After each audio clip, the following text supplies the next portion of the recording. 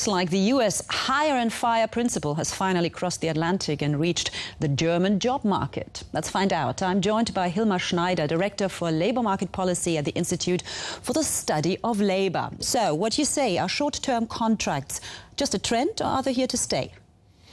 Well, they are likely to stay, but still, it's not the hire and fire labor market like in the US. We still have a strong employment protection in Germany, but this is the reason why some kind of replacement instruments get stronger and stronger. That means since during the labor market reforms between 2003 and 2005, these instruments were introduced, firms are now heavily making use of it. Since these are instruments that allow firms to circumvent this strong employment protection.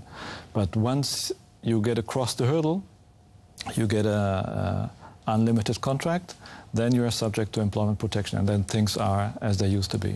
Right, but that's going to be more and more difficult from now on, as we've just heard. We also just learned how employees feel about having a short-term contract. But what about the employer? Are there any pitfalls for the employer perhaps as well?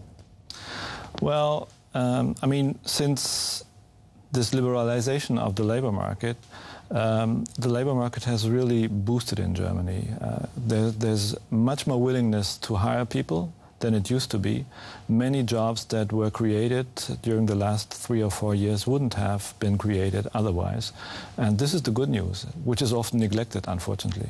Now, you said, I mean, for decades, obviously, here in Germany, we were used to learn a profession and then work for one company throughout our entire working life. That is no longer the case. So what is your advice to the young people to prepare themselves for the working life of tomorrow?